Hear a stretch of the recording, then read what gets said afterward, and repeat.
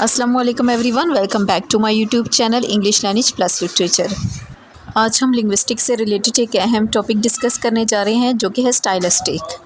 लेकिन इससे पहले मैं आपको बताती चलूँ कि ये वीडियो का पार्ट 2 है। पार्ट 1 के अंदर हमने स्टाइलिस्टिक उसकी डेफिनेशंस को डिस्कस किया था, कहाँ कहाँ पे ये यूज़ होती है उस चीज़ को डिस्कस किया था।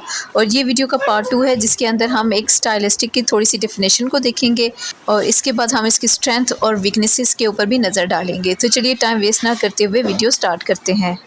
Stylistic is a systematic way of exploring a literary text, especially the language of a text, and tries to explain how language creates meaning, style, and certain effects. The study of stylistic is considered as one of the significant tools to analyze a literary piece from the point of view of language. Stylistic से मुराद ये है किसी भी literary piece of work को understand करना, कि उसका meaning अखज़ करना कि किस स्टाइल में वो लिखी गई है और उसको पढ़ने से सुनने से किस तरह के इफ़ेक्ट पैदा होते हैं। ये सारा स्टाइलिस्टिक के अंदर आता है। स्टाइलिस्टिक से मुराद ये है कि हम किसी भी लिटरेरी पीस को अंडरस्टैंड करने के लिए हम उसके स्टाइल को, उसके मीनिंग को, उससे जो इफ़ेक्ट्स पैदा होते हैं उन सबको स्टडी करते हैं। तो हम कह सकते हैं कि लिंग्विस्टिक पॉइंट ऑफ व्यू से किसी भी लिटरेरी पीस को अंडरस्टैंड करना स्टाइलिस्टिक कहलाता है। There are a number of scholars who are engaged in interpretation of different genre of literature such as prose, drama, short story and one-act play with the help of stylistic. बहुत से ऐसे scholars हैं जो different जो genre है literature से related, जितने भी जॉनरा है यानी prose, drama, short story, one act play, जितने भी हैं उनको स्टाइलिस्टिक के हेल्प से उन्हें इंटरप्रिएट करने की कोशिश करते हैं, उसे अंडरस्टैंड करने की कोशिश करते हैं। The interpretation of poetry is possible with the help of some of the important terms in stylistic. The students of literature are to be able aware of the fact that without looking at the individual and collective usage of the lexical item, it is not possible to comprehend the meaning of a poem of any sort. Literature के जो students हैं वो इस बात को बहुत अच्छे से अंडरस्टैंड करते हैं कि जब भी हमें किसी लिटरेरी पीस का कोई मीनिंग अखज़ करना पड़ता है, पूरी तरह से मुस्तफ़ीद होने के लिए हमें उसके तमाम जो लैंग्वेज का स्ट्रक्चर है उसे हमें बहुत अच्छे से अंडरस्टैंड होना चाहिए। वर्ड्स के बारे में, राइम उसके अंदर जो यूज़ हुई है, वर्ड्स फॉर्मेशन जो यूज़ हुई है, सेंटेंस स्ट्रक्चर जो यूज़ हुआ है, डेविएशन यूज़ हुई है, फॉरग्राउंडिंग, जो भी चीज़ें यूज़ हुई हैं, हमें लैंग्वेज से रिलेटेड हमें तमाम इन चीज़ों की इंफॉर्मेशन होनी चाहिए। तभी हम इस काबिल हो सकेंगे कि हम उस लिटरेरी पीस से पूरी तरह से मुस्तफ़ीद हो सकेंगे, हम उस मीनिंग को अंडरस्टैंड कर सकेंगे जो कि पोइट या राइटर हमसे कहना चाहता है। Strengths and limitations of stylistic. Stylistic is one of the important tools to examine and analyze a literary text. It is an interesting branch of linguistics which studies the different style of language. There are, however, some advantages and disadvantages of study of stylistic. किसी भी literary text को study करना, उसका जायज़ा लेने के लिए हमें स्टाइलिस्टिक की ज़रूरत पड़ती है। ये लिंग्विस्टिक की बहुत अहम ब्रांच है जिसके ज़रिए से हम डिफरेंट स्टाइल्स ऑफ लैंग्वेज को हम पढ़ सकते हैं, उनको स्टडी कर सकते हैं। स्टाइलिस्टिक के कुछ एडवांटेजेस और कुछ डिसएडवांटेजेस हैं। तो सबसे पहले हम इसकी स्ट्रेंथ को देख लेते हैं। The strengths of stylistic are illustrated as follows. The strength of stylistic are illustrated as follows. Number 1. The strength of stylistics lies in the fact that students at the advanced level are made aware of the social aspects of language and language variation. इसका stylistic का सबसे अच्छी बात ये होती है कि जो स्टूडेंट्स एडवांस लेवल पे स्टाइलिस्टिक को स्टडी करते हैं वो इस काबिल हो जाते हैं कि वो डिफरेंट एस्पेक्ट से सोसाइटी के अंदर जो डिफरेंट ज़ुबानें बोली जाती हैं, ज़ुबानों की जो डिफरेंट इकसाम बोली जाती है उनके बारे में वो जान पाते हैं और बहुत अच्छे से उन लैंग्वेज के एस्पेक्ट्स के साथ अवेयर होते हैं। Number 2 point is the study of stylistic helps the students to develop their analytical skill. The stylistic analysis of literary text helps them to arrive at and understand from language point of view. For instance, when the students are asked to do stylistic analysis of a poem Daffodil, they are expected to study the diction, the use of figure of speech, imaginary poetic devices related to sound, etc. Thus, the student ability to interpret the text enhance। जो stylistic study है वो student के अंदर इतनी ability पैदा कर देती है कि वो जो उनसे है वो एक जो टेक्स्ट है, लिटरेरी पीस ऑफ वर्क है, उसको बहुत अच्छे से अंडरस्टैंड कर पाते हैं, उसका मीनिंग बहुत अच्छे से खस कर पाते हैं। पोइट ने या राइटर ने जो भी बात कही होती है उस टेक्स्ट में, वो उसको बहुत डीपली उसको अंडरस्टैंड कर पाते हैं। फॉर एग्ज़ाम्पल, अगर किसी स्टूडेंट से कहा जाता है कि डैफोडिल को जो उनसे आप एनालाइज़ करें, और एक ऐसा स्टूडेंट जो कि स्टाइलिस्टिक को बहुत अच्छे से जानता होगा, वो उसके डायलॉग्स के ऊपर, वो उसके डायलॉग्स को, फिगर ऑफ स्पीच को, उसमें जो राइम यूज़ हुई है, इमेजिनरी जो यूज़ हुई है, मेटाफोर जो यूज़ हुआ है, उसे वो बहुत अच्छे से डीपली अंडरस्टैंड कर सकता है। और यही वजह है कि जो पोइट ने डैफोडिल के अंदर जो मैसेज दिया हुआ है वो उसे बहुत अच्छे से अंडरस्टैंड कर सकेगा, बजाय इसके कि एक ऐसा आदमी जो बिल्कुल भी स्टाइलिस्टिक को नहीं जानता, वो उसके लिए ये एक सिंपल सी चीज़ होगी। लेकिन एक ऐसा स्टूडेंट जो कि स्टाइलिस्टिक को बहुत अच्छे से जिसने पढ़ा होगा, सीखा होगा, समझा होगा, वो ना सिर्फ इस पोइम को, किसी भी लिटरेरी पीस को बहुत अच्छे से अंडरस्टैंड कर सकेगा। तो बस हम कह सकते हैं कि जो स्टाइलिस्टिक है वो स्टूडेंट की किसी भी टेक्स्ट को इंटरप्रेट करने की सलाहियत को बढ़ा देता है। Number third point is this kind of study will help the students to use this analytical skill in the spoken and written discourse. और स्टाइलिस्टिक की ये स्टडी ना सिर्फ स्टूडेंट्स को किताबों तक महदूद करती है, बल्कि जो डेली लाइफ के अंदर जो ज़ुबान बोली जाती है, लिखी जाती है, उसमें भी उनकी बहुत हेल्प करती है। Number fifth point is we can understand the power and solidity relations with the help of stylistic. In other words, stylistic would be an understanding of how conversational turn-taking pattern in novel and plays can reflect power relations. Number 6 point is one can understand the figurative use of language, including deviation and principles of foregrounding while studying the stylistic.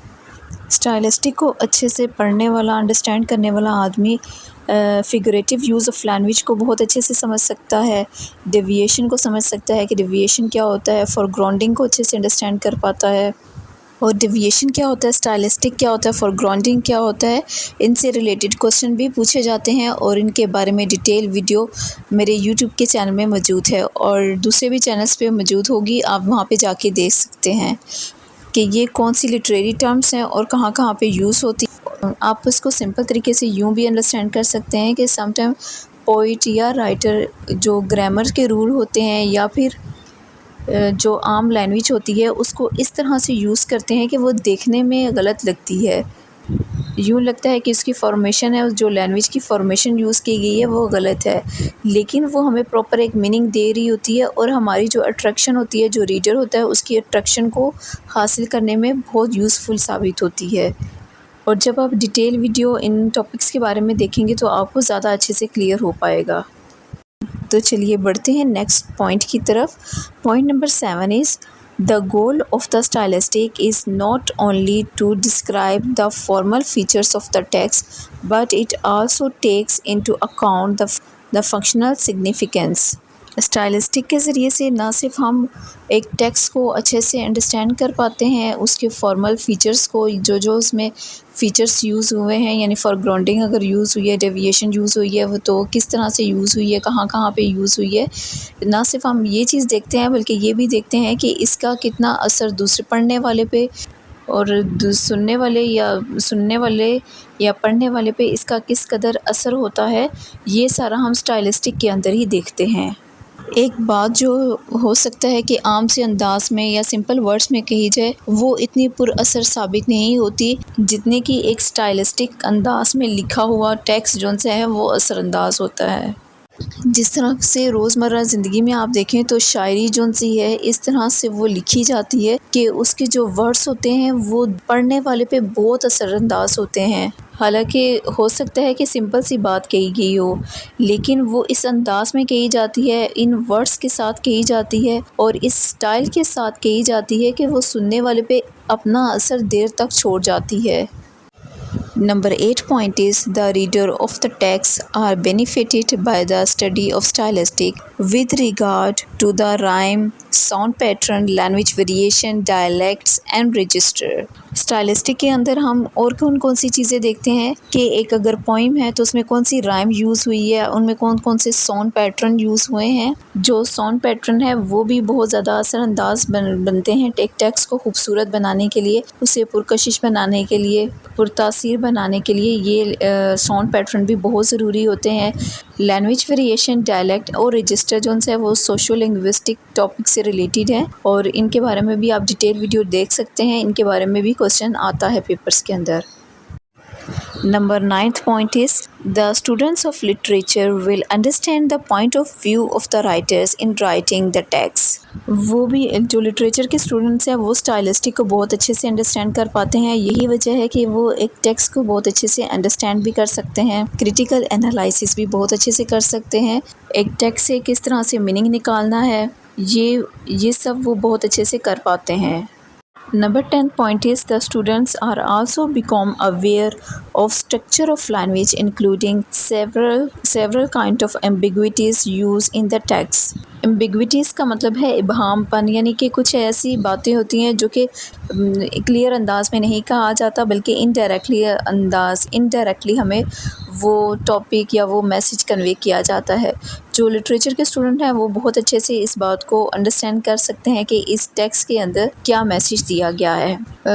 For example जैसे आप जिस तरह से एक pros के अंदर ग्लीवर travel था, अब देखने सुनने में तो वो हमें एक सिंपल सी कहानी लगती है जिसमें जो है 4 डिफरेंट इलाकों के अंदर जो एडवेंचर का एक सीन दिखाया गया है, लेकिन उसके ये तो अपर लेवल हो गया एक स्टोरी का, लेकिन उसके देखने सुनने में वो एक हमें कहानी लगती है जो कि बच्चों को भी खुश कर देती है, बड़े भी उसे देखने सुनने में खुश हो जाते हैं। लेकिन एक लिटरेचर का स्टूडेंट है वो इसके मीनिंग को बहुत अच्छे से अंडरस्टैंड कर पाएगा कि इसका डीपर मीनिंग क्या है और एक राइटर ने किस तरह से सिंपल सी स्टोरी बयान करके जो डीपली मैसेज हमें कन्वे किया है। Thus, the strength of stylistic are manifold and students at the higher level become more competent in the use of language because they are constantly aware of the style in the communication. The stylistic can help us enhance our power of understanding of the text. It will also help us to increase our knowledge of the language use.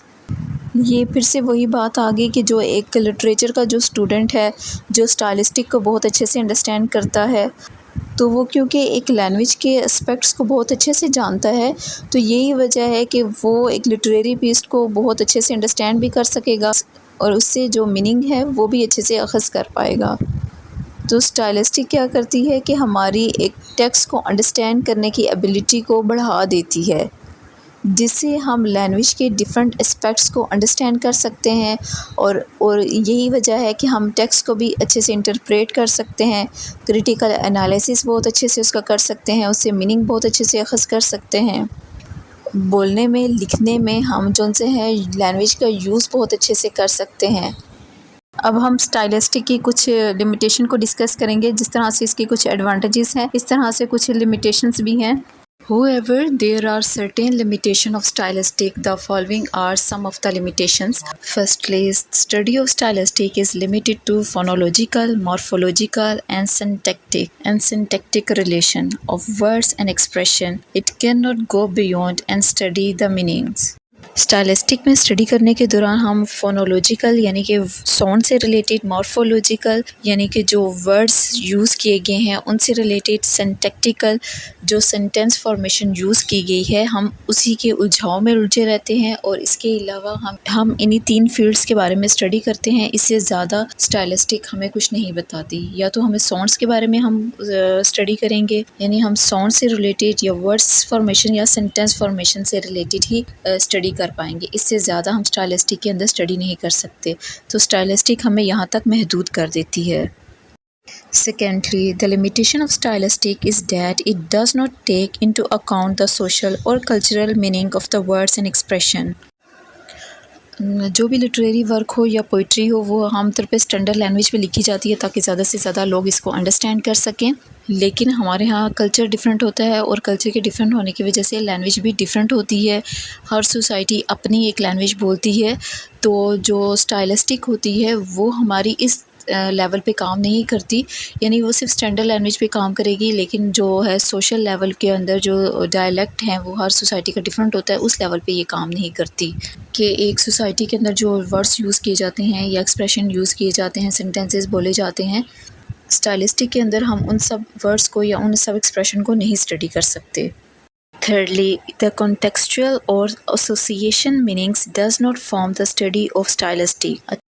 जो भी हम word use करते हैं इनका एक associative meaning होता है और एक कनोटेटिव मीनिंग होता है। कनोटेटिव मीनिंग क्या होता है कि जो हमें डिक्शनरी बताती है, यानी वो हर जगह पे एक जैसे रहेंगे। लेकिन एसोसिएटिव मीनिंग क्या, हमारी जो एक्सपेक्टेशन होती हैं या हमारी फीलिंग्स, हमारे तजुर्बात उस वर्ड के साथ एसोसिएट हो जाते हैं, तो इसे एसोसिएटिव मीनिंग कहा जाता है। जिस तरह से हम गुलाब का फूल लेते हैं, तो अब क्या है कि रेड रोज़ को देख के तो हमें एक मोहब्बत की, प्यार की फीलिंग आती है, ठीक। तो ये हमारा एक एसोसिएटिव मीनिंग है, यानी हमने उस रेड कलर को, उस फ्लावर को प्यार का सिंबल बना दिया है। ये हमारी एसोसिएटिव मीनिंग है। और कोनोटेटिव मीनिंग इसका क्या होगा, जैसे डिक्शनरी में हम देखें तो कोनोटेटिव मीनिंग इसका होगा, रेड रोज़ का यही है कि एक प्लांट है जिसका कलर रेड है। तो स्टाइलिस्टिक जो से है वो एसोसिएटिव मीनिंग और कॉन्टेक्सचुअल मीनिंग के बारे में स्टडी नहीं करती। Fourthly, pragmatic meanings of utterances is not considered in stylistic. Pragmatic से मुराद कॉन्टेक्स्ट के लिहाज से मीनिंग को अंडरस्टैंड करना। फॉर एग्ज़ाम्पल, अगर मैं किसी को कहती हूँ क्या तुम्हारे पास टाइम है, तो इसका मीनिंग अखज़ करने के लिए, यानी मेरे बोले जाने वाले सेंटेंस का क्या मतलब है, इसके लिए ज़रूरी है कि हमें उस कॉन्टेक्स्ट के लिहाज से हम देखें। एक तो मीनिंग इसका ये हो सकता है कि क्या तुम्हारे पास वक्त है, और दूसरा हम इसका ये भी मीनिंग अखज़ कर सकते हैं कि क्या तुम्हारे पास घड़ी है, मतलब कि मैं हो सकता है कि उसी टाइम पूछ रही हूँ। तो ये प्रैग्मेटिक के लिहाज से हमें जो है वो मीनिंग को अंडरस्टैंड करना पड़ता है। लेकिन स्टाइलिस्टिक के अंदर हम प्रैग्मेटिक मीनिंग्स को अंडरस्टैंड नहीं करते, उसको कंसीडर नहीं करते। Finally, this kind of study is limited to the structures of a language. हम कह सकते हैं कि जो स्टाइलिस्टिक होती है वो सिर्फ स्ट्रक्चर ऑफ लैंग्वेज तक ही महदूद है, यानी कि इसकी साउंड से रिलेटेड, वर्ड्स, सेंटेंसेस से रिलेटेड, ये हम कह सकते हैं कि स्टाइलिस्टिक हमें लैंग्वेज के स्ट्रक्चर तक ही महदूद करती है। The study of stylistic is useful for those who would like to pursue the studies in stylistic as an interesting discipline. The readers are likely to generate interest in the area of stylistic as language is at the core of interpreting literature, especially poetry. तमाम literature को समझने के लिए और ख़ास तौर पे poetry को अंडरस्टैंड करने के लिए हमें स्टाइलिस्टिक के बारे में जानना बहुत ज़रूरी होता है। तभी हम उससे पूरी तरह से मुस्तफ़ीद हो सकेंगे, जब हम उसे अच्छे से अंडरस्टैंड कर सकेंगे। और इसे पोइट्री को या किसी भी लिटरेरी पीस को अंडरस्टैंड करने के लिए हमें लिटरेचर की समझ होना बहुत ज़रूरी है। The language of poetry is better understood with the help of useful terms and devices in poetry. The language of poet is different from the language of a prose writer in the sense that a poet uses unconventional language, adopting the way of deviation and foregrounding, whereas a prose writer follows the conventionality of language use. Therefore, one must investigate in the usage of lexical items and the exceptional sentences construction in order to derive the aesthetic pleasure as well as complete satisfaction of understanding the nuance of the language in the text under consideration. जो literature है उसमें सबसे जो complex writing है वो poetry के अंदर आती है। प्रोज, इवन दो के जो प्रोज के राइटर्स होते हैं या ड्रामा के राइटर्स होते हैं वो नॉर्मली तौर पे रस्मी जो कन्वेंशनल तौर पे राइटिंग यूज़ की जाती है उसी को यूज़ करते हैं। लेकिन जब एक पोइट कोई पोइट्री लिखता है तो उसमें वो डिफरेंट फॉरग्राउंडिंग के रूल्स यूज़ करता है, डेविएशन यूज़ करता है। तो इसलिए ज़रूरी है कि इन तमाम लिटरेचर से, पोइट्री से उसे अच्छे से अंडरस्टैंड करने के लिए हमें स्टाइलिस्टिक के बारे में अच्छे से स्टडी करनी चाहिए। तभी हम इस काबिल हो सकेंगे कि हम उस पोइट्री से, उस लिटरेरी पीस से फुली तौर पे फ़ायदा उठा सकें और इसके मीनिंग को अंडरस्टैंड कर सकें।